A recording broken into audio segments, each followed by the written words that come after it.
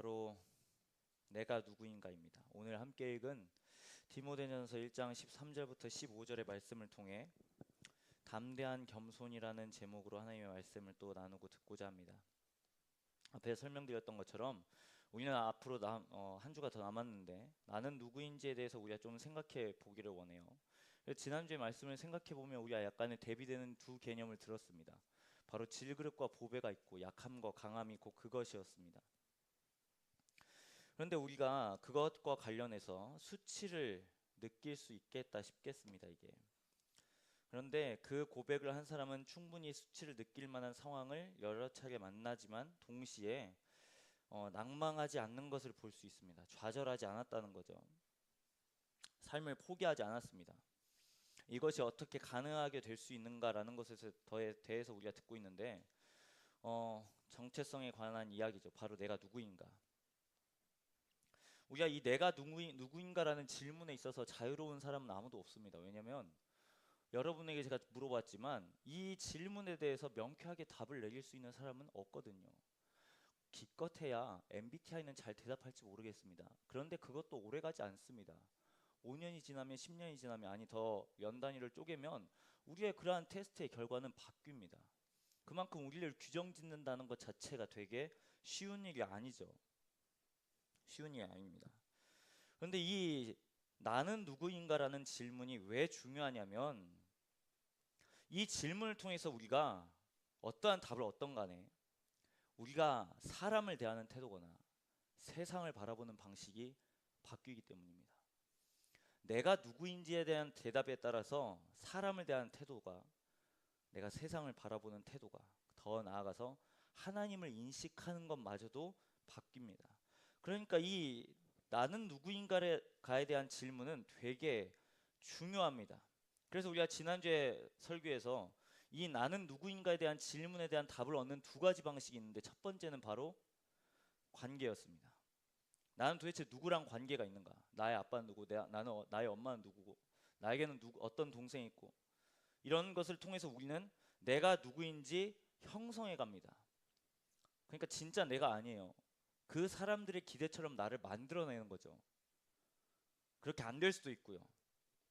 그리고 두 번째는 스스로 우리가 옆 사람과 비교를 통해서 내가 누구인지 확인하게 된다라고 들었습니다. 그런데 여기서 중요한 건 이 모든 두 가지의 방법이 건강한 반응은 아니다라는 겁니다. 이 관계를 통해서도 그렇고 이 비교를 통해서 더 그렇습니다. 우리는 끊임없이 비교를 통해서 내 자신이 누구인지를 알아내려고 합니다.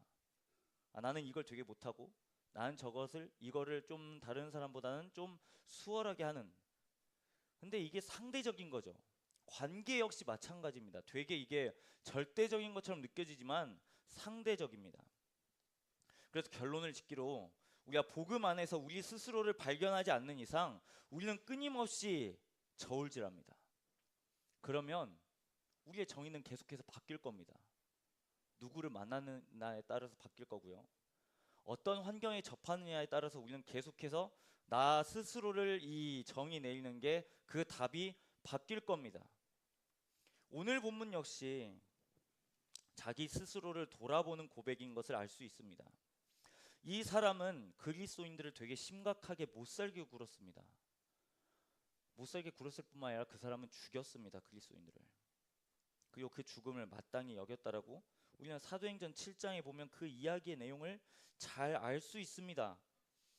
그리고 그 곁에 있었던 이 사람은 그 죽었던 그 스데반이라는 사람의 죽음을 아주 당연하게 여겼다라고 또 기록해 놓고 있는 것을 볼 수 있습니다. 우리가 많은 이유를 들 수 있겠지만 우리가 좀 생각해 보면 이 사울 그러니까 바울은 되게 신념이 가득한 사람이었습니다. 자기 신념이요. 자기 주장이요. 그러니까 이 그리스도인이 믿고 있는 신념과 자기가 바라보고 있는 이 신념의 대치가 있기 때문에 늘 이 바울이라는 사람은 그리스도인들을 못 살게 굴었습니다. 그는 이 사람은 되게 자기의 신념을 지키면서 살았습니다. 어떻게 보면 이 바울에게도 그렇지만 우리 모든 사람이 저마다의 신념이 있을 겁니다. 신념과도 관련해서도 우리는 자유롭지 않습니다. 우리는 저마다의 신념이 분명히 있을 겁니다. 정치적인 견해도 있을 거고요. 바라보는 그 바가 다 있을 겁니다. 그런데 이게 옳고 그름을 떠나서요, 내가 그것을 그렇게 바라보기 때문에 만약에 다른 주장이 제기되거나 다른 이야기가 들리면 우리는 방어적이게 됩니다. 보호하려고 하죠. 내 자신을요. 나의 신념을 보호하려고 합니다. 더 정확하게 말해서는 내가 방어적이기보다는 내가 그 사람의 신념이 옳지 않다는 것을 드러내기 위해서 공격하기도 합니다. 오늘 13절은 아무래도 그런 이 내용으로부터 시작되는 것 같아요. 자기 신념을 방어하기 위해서 그리고 공격적으로 살았던 지난날의 자신의 삶을 돌아보는 내용입니다. 그런데 오늘 우리가 15절까지 읽을 때 상당히 이 절은 짧지만 이 사람이 상당히 무언가 뒤흔들리는 경험을 했었던 것 같아요. 13절과 15절은 전혀 다른 내용이 기록되어져 있거든요. 어떻게 보면 이 사람에게 있어서 이 13절과 15절까지 갔을 때 우리는 이 단 세 구절이니까 그냥 자연스럽게 이야기가 이어지는 것 같지만 이 증언을 한 이 사람에게 있어서 이걸 적용해 보면 이 사람에게 있어서 이건 되게 큰 위기입니다. 그러니까 자기 신념이 무너지는 위기인 거죠. 우리는 이 이야기의 자세한 내용을 사도행전 9장에서 알 수 있어요. 바로 이 사람이 예수님을 만난 이야기죠.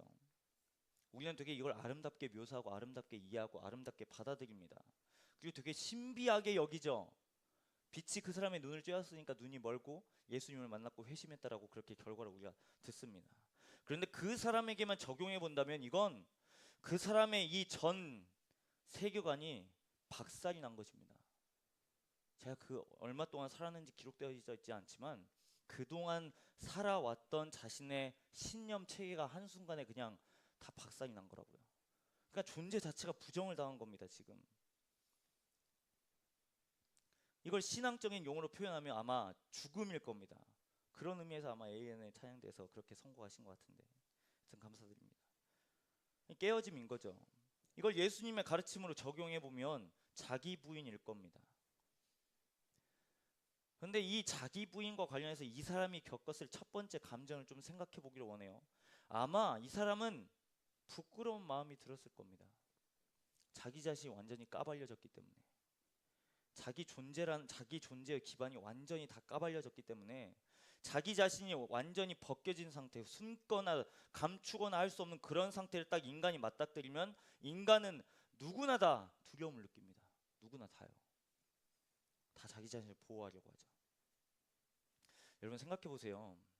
여러분 우리가 어느 정도 떳떳한 이유가 뭐예요? 사람들 앞에서, 타인 앞에서 우리가 나라는 사람이 적당히 포장될 수 있는 최소 단위의 의미와 이유는 뭐예요?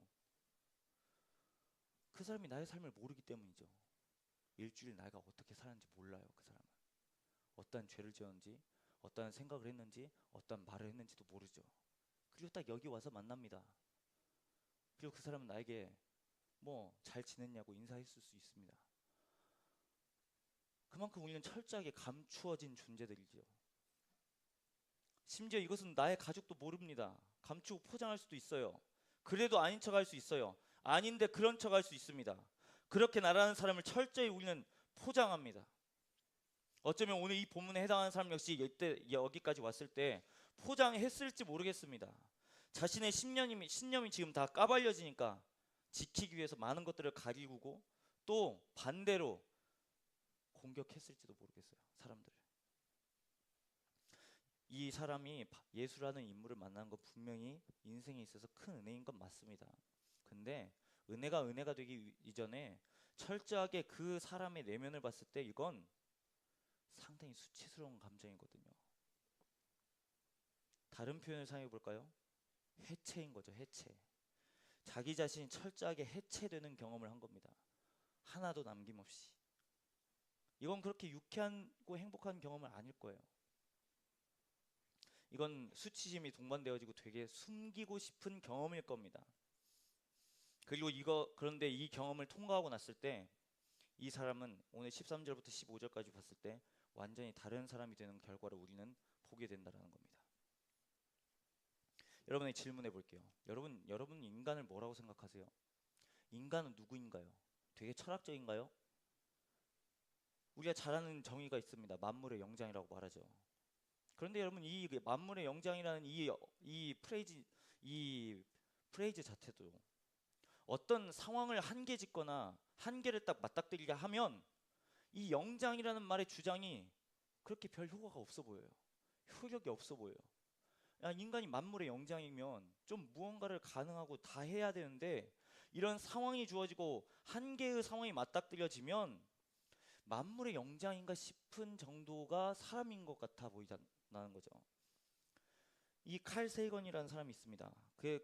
그가 쓴 코스모스에서 그가 인간에 대해서 이런 정의를 내려요. 지구란 우주에서 보면 아주 작은 점에 불과하고 그 중에 인간은 더 먼지 같은 존재라고 말합니다. 여러분, 우리가 혹시 여러분 찾아보셨을지 모르겠어요. 유튜브에 그런 영상 있습니다. 크기 비교하는 영상. 예. 그 영상들 봐보세요.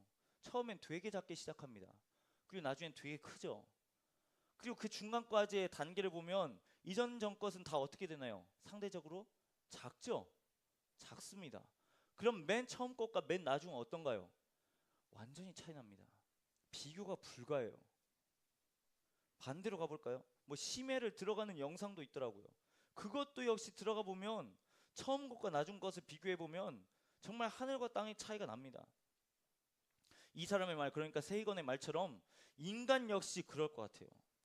아무리 인간이 지식이 뛰어나고 지식을 활용할 수 있는 능력도 있고 해도 인간은 정말 작습니다. 또 이런 예를 생각해 볼 수 있을 것 같아요. 여러분, 우리가 수많은 이 강남 한복판에 서 있다고 생각해 보죠. 얼마나 거기에 높은 건물들이 많나요?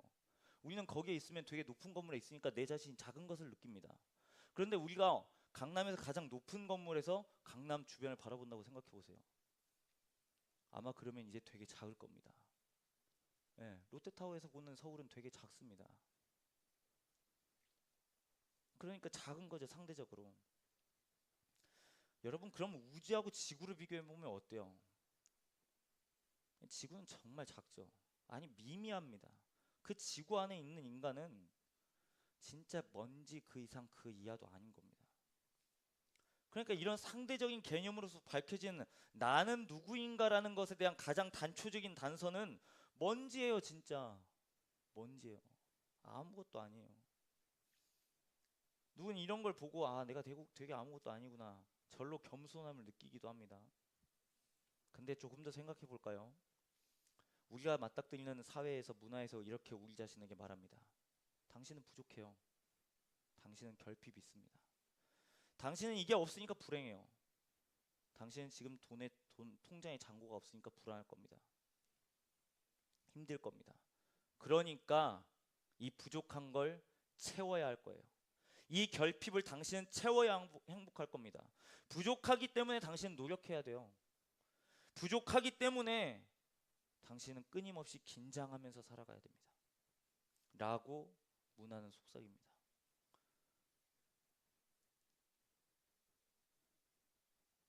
이런 문화를 우리가 끊임없이 뭐 건강한 관점으로 바라보면 좋겠지만 끊임없이 우리에게 주장되어지는 바는 있는 것을 주장하는 게 아니라요, 당신은 없는 것에 대해서 주장합니다.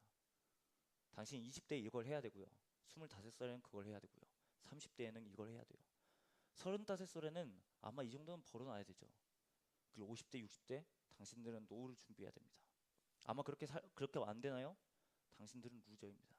당신들은 실패해요. 이렇게 말하죠.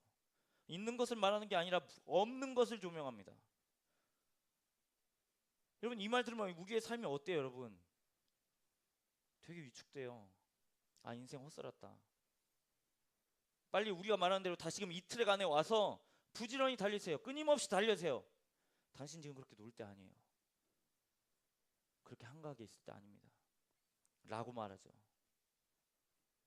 그리고 모든 현대인들이 이 트랙 위에 있고요. 그리고 압니다. 이게 쳇바퀴 같다는 걸. 인정해요. 그런데 이 쳇바퀴를 벗어나면 불안합니다. 이게 인간이에요. 그리고 우리는 생각해요. 아, 내가 왜 뭐 때문에 이렇게 열심히 살아야 되지? 도대체 내가 뭐 때문에 이렇게 열심히 살아야 하는가? 이 속임수를 잘 구분하기를 바랍니다. 이게 어디까지나 문화가 우리에게 주장하는 바입니다. 계속해서 이어가 봅니다. 당신은 부족하니 채워야 됩니다. 당신은 결핍되어 있습니다. 당신은 목마릅니다. 당신은 채워질 때까지 부족할 겁니다. 어느 정도 이건 정말 동의하는 부분입니다. 인간은 체험받아야 됩니다. 부족하거든요. 그런데 체험받는 그 내용이 너무나 한계가 분명해요. 일시적이에요. 이게 바로 문화가 주장하고 문화의 내용입니다. 지속적이지 않습니다. 한계가 너무나 명확해요. 물을 마시게 하는 당위성이나 배고프게 하는 당위성은 분명합니다. 동의가 되는 부분이에요. 그런데 문화가 끊임없이 우리에게 주장하는 바는 당신들은 끊임없이 어느 때는 이걸 채워야 되고 어느 때는 저걸 채워야 되고 그래야 당신의 삶은 행복할걸요.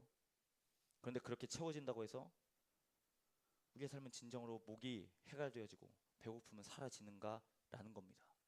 예를 들어보죠. 우리 스스로는 다 인정에 대한 목마름이 있습니다.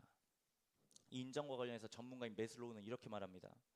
그의 책 인정욕구에서 이렇게 말합니다. 여러분, 그의 책에서 말한 겁니다. 인낙괴요. 인낙괴 뭔가요? 인정이 나온 괴물이죠. 인정을 받고자 하는 괴물. 인정욕구가 나온 괴물입니다. 계속해서 이어가 보겠습니다. 그 책에서 이렇게 말합니다. SNS가 발달하면서 자기의 과잉이 심해지고 인정욕구를 채우는 방법에 변화가 생긴 점이 원인 중 하나라고 볼 수 있습니다. 트위터나 블로그에 글을 쓰면 수많은 댓글들이 달립니다. 페이스북이나 인스타그램에 사진을 올리면 다양한 반응이 쏟아집니다. 좋아요를 받고 리트윗되고 댓글이 달리면 인정욕구가 채워집니다. 물론 다른 것으로도 인정욕구를 채울 수 있습니다. 운동이나 공부가 그런 예입니다. 하지만 SNS는 가장 적은 노력을 들이면서 가장 만족할 만한 인정을 단기간에 받을 수 있다는 점입니다. 그리고 인정을 받기 위해 때로는 자신이 원하지도 않은 일을 우리는 스스로 합니다. 내가 그 사람이 아닌데 내가 라이크를 받고자, 내가 리트윗 당하고자 그런 일을 한다는 겁니다. 우리 가운데 더 적용해 볼까요? 여러분, 그러면 아마 다 생각할 겁니다. 우리가 다른 사람의 인정에 휘둘리지 않으면 되는 거 아닌가요? 보이는 것을 휘둘리지 않으면 되는 거 아닙니까? 라고 물어볼지 모르겠습니다. 그러면서 대답은 뻔한 답이 있다고 얘기합니다. 그리고 실제로 상담가들 역시 이렇게 조언합니다. 뭐라고 조언하죠? 당신은 당신 주변에서 뭐라고 하든지 신경 쓰지 마세요. 그건 다 헛소리입니다. 그 사람들의 말은 전혀 중요하지 않습니다. 당신의 삶에 의미가 없어요. 다른 사람들의 말에 휘둘리지도 말라고 말합니다. 그리고 나서 결론적으로 이렇게 충고하죠. 권면합니다.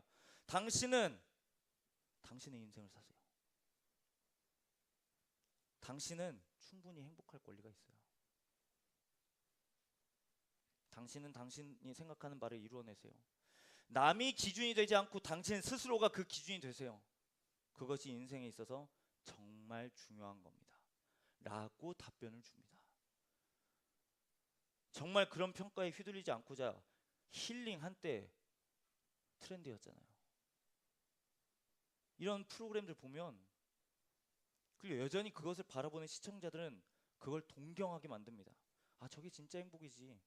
자신 소신껏 사는 거, 자기 뜻하는 바대로 이루는 거, 소확행도 그 중에 하나죠. 소소하게 행복을 누리는 거. 자존감으로 바뀌어볼까요? 여러분, 자존감이 높고 낮고 만약 우리는 아마 생각할 겁니다. 여러분, 행복하다라는 전제 조건을 드릴 때 그리고 자존감과 이걸 결부시킬 때 자존감이 낮은 사람이 행복하겠습니까? 자존감이 높은 사람이 행복하겠습니까? 우리는 다 대답할 겁니다. 자존감이 높은 사람이 훨씬 더 행복지수가 높을 거라고요. 잘 생각해 보세요. 그런데 아마 자존감이 낮은 거는 우리가 잘 이해되고 다 이해가 되니까 아마 적용하는 바가 쉬울 겁니다. 그럼 아마 이렇게 자존감이 낮은 사람이 아마 전문가에게 처방을 받는다고 해보죠. 그럼 아마 분명히 그 사람도 똑같이 처방을 받을 겁니다. 당신의 자존감을 높이세요. 당신 자신이 얼마나 중요하고 놀라운 사람인지 깨달으세요. 당신이 자신이 지금까지 얼마나 많은 중요한 일들을 이루었는지 잘 생각해 보세요. 사람들이 당신을 평가하는 건 그렇게 썩 중요한 게 아니에요. 걱정하지 않아도 괜찮아요. 그래서 여러분, 서점에 가면 세 부류의 도서가 있습니다. 첫 번째, 자기계발서. 두 번째, 주식동향. 세 번째 뭐예요? 힐링이에요. 난 괜찮아. 그러면서 뭐라고 말합니까? 그 책에서. 집에 가면 뭐라 그래요? 여러분, 거울 보고 뭐라 그래요? 안아주라 그러잖아요. 오늘 하루 힘들었으니까 괜찮아. 나 되게 고생했어. 아, 너 진짜 오늘 되게 힘들게 살았지? 그렇게 처방을 준다고요.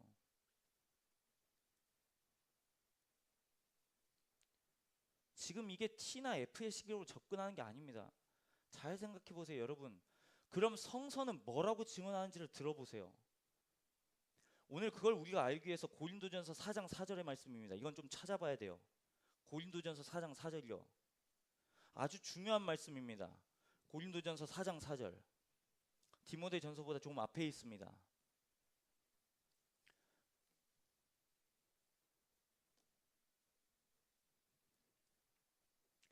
다 함께 찾으셨으면 고린도전서 4장 4절의 말씀 합독하겠습니다. 내가 자책할 것 아무것도 깨닫지 못하나 이로 말미암아 의롭다 함을 얻지 못하느라 다만 나를 심판하실 이는 주시니라. 이거 잘 생각해 보세요.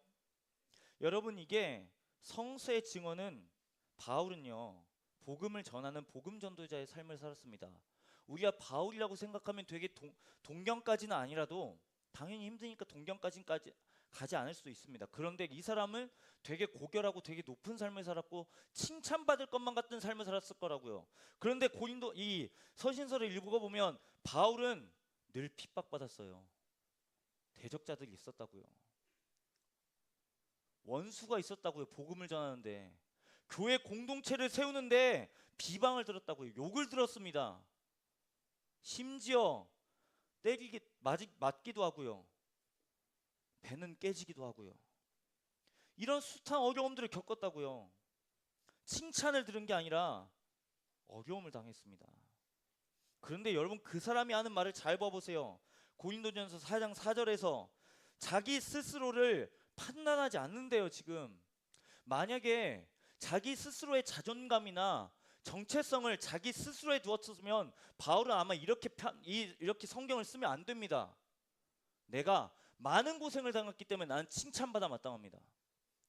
내가 복음을 전하는 건 칭찬받아 마땅합니다. 내가 수많은 어려움을 당했기 때문에 나는 가장 큰 상급이 있습니다. 그렇게 말해야 적당한 거죠. 마땅한 거죠. 그런데 4장 4절에 보면 뭐라고 말합니까? 자기 스스로를 자기가 판단하지 않는데요. 스스로를 자기의 사역으로 자기 스스로를 판단하지 않습니다. 만약에 현대의 처방과 같이 자기 스스로 기준이 되라는 말을 바울은 거부하는 거죠. 그게 속임수래요. 아까 현대 처방이 뭐라 그랬어요? 자존감을 높이기 위해서? 자존감을 높이라는 겁니다. 다른 사람의 말을 듣지 말래요. 그럼 바울에게도 적용해 보면 비방을 들으면 안 돼요. 비방을 자신 가운데 적용하면 안 됩니다. 그런데 바울은 뭐라고 말합니까? 이걸 속임수라고 간파합니다. 만약에 자기가 세운 기준이 아니면 다른 사람이 세운 기준에 맞추어서 살면 자긍심을 높인다는 게 이게 되게 그럴싸하지만 진짜 그렇지 않아요. 예를 들어 볼까요? 만약 내가 세우는 이 기준이 너무 높게 세우면요, 아마 우리는 너무 높기 때문에 그것을 따라가지 못해서 우리 스스로가 괴로워할 겁니다. 그러면서 내가 진짜 이 정도도 못 따라가는구나. 그럼 여러분, 다르게 적용해 보면 반대로 기준을 아주 낮게 세우면 자존감이 막 불러일으켜질까요? 회복되어질까요? 아니요, 그렇지 않아요. 역설적이게도 이렇게 낮추면요, 자기 자신에게 놀랍니다. 와, 내가 이 정도밖에 안 된다고? 내가 이 정도 내가 이 정도 기준밖에 안 된다고? 라고 말하면 더 침울해할 겁니다. 그러니까 높여도 되지 않고요, 낮춰도 되지 않습니다. 이게 우리 모든 사람의 현주소예요. 그런데 지금 오늘 성서는 그러한 타인의 평가를 속임수라고 말합니다. 그리고 자신에 대한 평가 역시 하지 않고요, 자기의 유일한 평가는 하나님께 있다고 말합니다. 하나님께. 이게 성서가 말하는 겁니다. 지금 문화와 성서의 대비가 이렇습니다. 오늘 본문으로 돌아와 봅니다. 오늘 본문 가운데 여러분, 자기 정체성에 대해서 바울 스스로가 이렇게 고백합니다. 15절의 말씀입니다. 그리스도 예수께서 죄인을 구원하시려고 세상에 임하셨다 하였도다. 그 다음 뭐라고 말하죠? 죄인 중에 내가 괴수니라. 여러분, 이 괴수라는 단어는 괴물이 아니에요. 그렇게 생각하셨다면 큰 오해입니다. 이 괴수라는 단어는 가장 내가 쓰레기라는 단어입니다. 가장 내가 쓰레기요. 내가 이 세상에서 가장 죄인이라는 겁니다. 죄인의 단계가 있으면 내가 가장 큰 죄인입니다.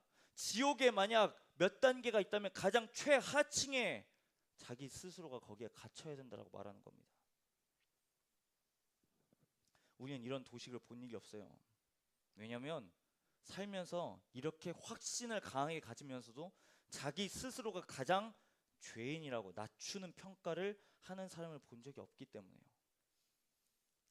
여러분, 우리는 우리 스스로를 그러니까 되게 낮게 평가하지만요, 아니요, 잘 생각해 보세요. 여러분의 내면을 내가 이 정도는 괜찮다라고 말합니다.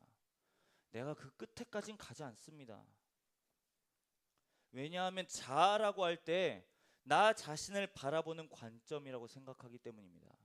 여러분, 우리는 여기에서 우리의 관점을 바꿔야 됩니다. 흔히 말하는 자아는요, 나 자신을 바라보는 관점이라고 말합니다. 이게 문화에서 말하는 겁니다. 그런데 성서의 증언은 전혀 다른 이야기를 말합니다. 내 자신을 좋게 하거나 내 자신을 긍정적으로 평가하고 평가받는 것을 자상이라고 말하지만, 오늘 본문의 이 증언은, 그리고 고린도전서 4장 3절과 4절에서는 그 평가는 하나님만 하실 수 있다고 말합니다. 하나님만. 잘 생각해 보세요, 여러분. 우리는 왜 우울감을 겪죠? 언제 내 자신이 인생에 가장 불행하다고 평가하나요? 내 인생의 대부분의 불행과 우울이 외부로부터 오는 것일 수도 있지만, 면밀하게 잘 살펴보면요, 내 스스로를 그렇게 확정짓고 있습니다. 내 스스로를 그렇게 판단해요. 아, 나 우울하지, 나 괴롭지, 나 아무것도 아니지. 이게 현대인들의 영혼의 질병입니다. 나를 평가하는 판단이나 이 견해로 인해 우리는 스스로 불행하다고 주문을 겁니다. 그렇게 함으로써 우리의 내면은 더 어둠 가운데 나아갑니다. 만약 이 어둠 가운데 있었던 평가를 고스란히 이 사람 역시 갖고 있었다면, 아마 이 사람은 지난주에도 말했죠. 복음을 전하다가 죽었어야 됐습니다. 자살했어야 돼요. 여러분, 반대를 당한 경험이 있나요? 사람들의 반대요. 모든 사람들이 다 그 사람을 향해서 손가락질하고 욕하고, 그런 경험 쉽지 않습니다. 그런데 우리는 비슷한 경험을 우리는 매체를 통해서 봅니다. 어떻게 보면 그것도 인격 살인 중에 하나죠. 그리고 정말 견디기 어려우면 삶을 스스로 끊습니다. 그러니까 이 사람 역시 만약에 예수님을 만나기 전이었다면 그냥 거기서 멈추었을 겁니다. 정말 힘 빠지는 거죠. 열심히 사역하고 있는데 뒤에서는 험담하고 있고요, 옆에서는 비방하고 있고요. 네가 그래도 사역자냐, 네가 그래도 예수 믿는 사람이냐. 그런데 여러분, 얼마나 힘이 빠지겠어요. 지금 이 사람이 자기 세력 불리려고 한 건가요? 지금 자기 주장 말하려고 한 건가요, 이거? 아니요. 이 사람은 지금 자기 명성이나 자기의 신념이나 자기의 위세를 떨치기 위해서 한 일이 전혀 아닙니다.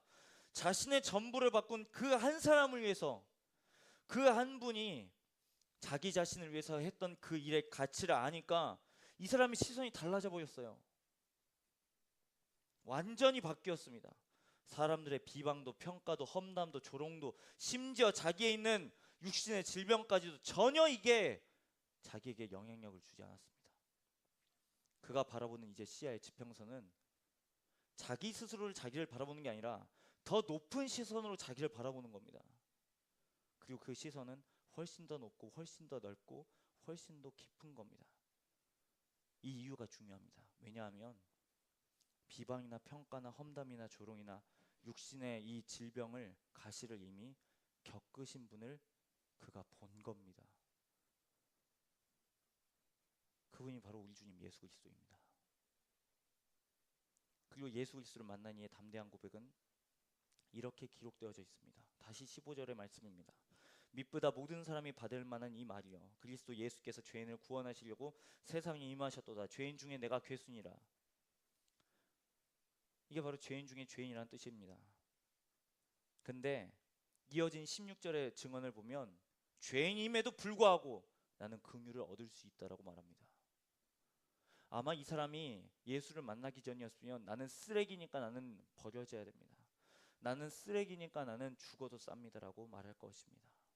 그런데 나보다 먼저 앞서서 죽은 사람을 먼저 본 겁니다. 먼저 비방을 당하신 분을 본 겁니다. 참소를 당하신 분을 본 겁니다. 여러분, 우리는 그래서 기억해야 돼요. 우리가 우리 스스로를 판단하지 않고 하나님이 나를 판단하시는 게 우리의 정체성이어야 합니다. 성경 365 미라클 모니 23명이나 함께하고 있습니다. 되게 감사한 일이죠. 고무적입니다. 더 많은 분들이 함께 했으면 좋겠지만 여튼 그렇습니다. 우리가 지금 출애굽기 말씀을 읽고 있는데 이야기를 꺼낸 요지는 이렇습니다. 우리가 창세기를 거쳤는데 하나님께서 아브라함을 부르십니다. 창세기 12장에. 그리고 그 아브라함에게 약속을 주시죠. 우리는 그 약속에 대해서 잘 어느 정도 압니다. 그 약속은 바로 민족의 그 조상이 되게 했다는 거죠. 민족의 조상이라고 하면 사람이 많아지는 걸 의미합니다. 그런데 그 당시에 그 약속을 들었을 때 이 사람은 자녀가 없었습니다. 아는 것처럼 그 사람은 그때 나이가 많았습니다. 그리고 그가 있었던 자녀라고 했을 때 그리고 중간 가운데 그리고 정말 그 약속이 이루어지기까지 약간의 시간이 있는데 그리고 그 앞에서 하나님께서 아브람의 이름을 아브라함으로 바꾸어 주십니다. 아브라함으로요. 그러면 여러분 무언가 일어나야 되잖아요. 무언가 큰일이 일어날 것 같잖아요. 근데 그 사람 앞에 있는 자식은 딱 한 명이었습니다. 그것도 자신의 본처가 아니었습니다. 첩에게서 낳은 자식이었죠.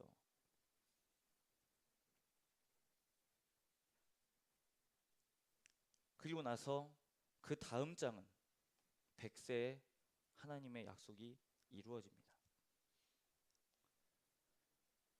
그리고 여러분 그 사람은 175세에 죽었다고 알려져 있는데 그러면 여러분 이 약속이 이루어졌으면 그가 죽었을 때 정말 많은 자녀가 있어야 되는 거 아니에요? 그런데 성서는 그렇게 밝히고 있지 않습니다. 딱 두 사람을 소개해 놓고 있습니다. 이삭과 이스마엘. 그럼 하나님의 약속이 거짓말인 건가요? 하나님은 분명히 민족의 아버지라고 약속하셨는데 이 나온 자녀는 너무나 수가 작아 보이죠. 잘 기억하세요 여러분. 눈에 보이는 게 없어도 내가 느끼지 못해도 하나님이 아브라함이라고 말씀하시면 우리는 아브라함임을 믿어야 합니다. 이게 성서의 증언입니다. 눈에 보이는 것 지금 가지고 있는 게 아무것도 아니고 그렇다고 한다면 우리는 눈을 들어서 봐야 됩니다.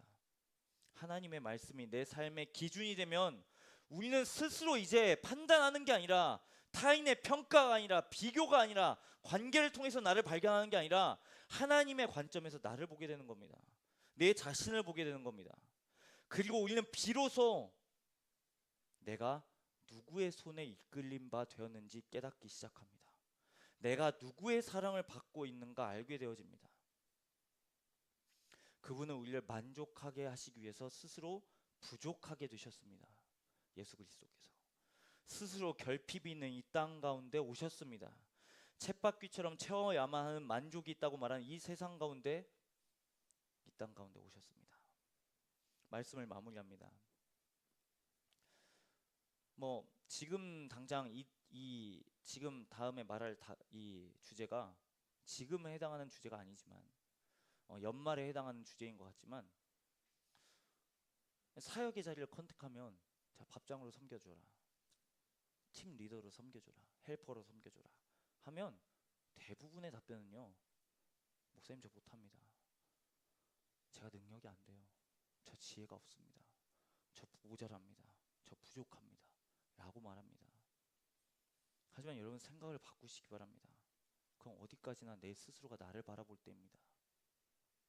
하나님은 여러분 나 같은 연약한 인생을 통해서도 일하실 수 있는 분이십니다. 그게 우리가 믿는 하나님입니다. 그게 성서에서 증언하는 하나님이십니다. 여러분 그러니까 우리는 담대할 수 있는 거예요. 세상의 기준 앞에서도. 내가 설령 이루어지지 않는 수많은 조건들을 또 이루지 않았기 때문에 나는 한없이 위축되어질 때라도 나는 담대할 수 있는 겁니다. 심지어 죄 문제까지 해서도 우리는 담대할 수 있는 겁니다. 왜냐고요? 다음 주의 주제입니다. 그렇기 때문에 예수 그리스도께서 십자가에 죽으셨습니다. 그렇기 때문에 죄 문제는 이 세상 사람 모든 사람 가운데 적용되는 부분입니다. 죄 문제는 아무리 우리가 노력한다고 해서 해결될 수 있는 게 아닙니다. 선행을 한다고 해서요. 여러분 착각하지 마세요. 우리가 신앙의 자리에 있다고 해서요. 아니요. 그러면 우리의 믿음은 여러분의 삶을 정리하고 다 교회에서만 살아야죠. 다 정리하고 이곳에 들어와야죠. 그리고 하나님만 예배해야죠. 365일. 아니요, 그렇게 말씀하지 않으셨습니다. 예수님은 당신의 자리와 우리의 자리를 바꾸어 내셨습니다. 스스로 결핍이 있는 자리 가운데 가십니다. 이 나무가 그걸 증명하는 겁니다. 이 자리는 바로 우리의 자리입니다. 이 자리는 나의 자리입니다. 그러니까 이 십자가를 보면 가장 먼저 찬송이 나오는 게 아니라 내가 저기에 있어야지, 내가 죽어야지. 그런데 이미 그 자리 가운데 그 다른 분이 있다는 걸 우리가 보는 겁니다, 여러분. 그래서 여러분 우리는 십자가를 볼 때 겸손하게 되어지는 거예요. 내가 할 수 없기 때문에. 그리고 우리는 수많은 조건들 앞에서 담대해지는 겁니다. 너가 그러고도 그리스도인이야? 야, 너가 그런 일을 행하고도, 너가 그런 말을 행하고도 너가 그리스도인이야? 그게 다 여러분 어둠의 소리입니다. 예수님 여러분을 기다리고 계십니다. 그리스도께 나오십시오. 이게 바로 복음의 능력입니다. 그래서 여러분 우리는 하나님의 사랑을 입은 자녀들인 거예요, 여러분. 자녀요, 자녀요. 외인이 아니라 자녀요. 나그네가 아니라 자녀입니다. 근데 여러분 세상은 우리에게 끊임없이 말합니다. 너가 그러고도 자녀냐? 너가 그러고도 그리스도인이냐? 그렇기 때문에 우리에게 수많은 참소와 이런 수많은 스펙과 수많은 조건 앞에 우리는 우리보다, 나의 스스로보다, 옆에보다 나를 부르시는 더 높으신 부르심이 있다는 걸 우리는 인정해야 합니다. 그럴 때 우리는 자유할 수 있어요. 그럴 때 우리는 내가 스스로 누구인지를 드디어 알게 되는 겁니다. 그래서 내가 하나님 안에 있는 게 가장 안전하다고 말할 수 있는 겁니다, 여러분. 청년의 시기가 이걸 가장 경험하기 좋은 때입니다. 청년의 시기예요. 사랑하는 여러분, 그러니까 예수 그리스도께 나오십시오. 그분이 바로 우리의 수치가 되셨습니다. 오늘 이걸 생각하고 지난주에 불렀던 찬양입니다. 이러한 교환이 있었기 때문에 내 삶은 내 것이 아니고요, 이 한마디를 던지기 어렵지만 나를 위해서 바꾸신 그분 때문에 내 삶은 내 게 아니라 주님 것입니다. 내 삶은 예수 그리스도의 것입니다 라고 우리의 마음을 다해서 고백하는 저와 여러분이 되기를 소망합니다. 우리 함께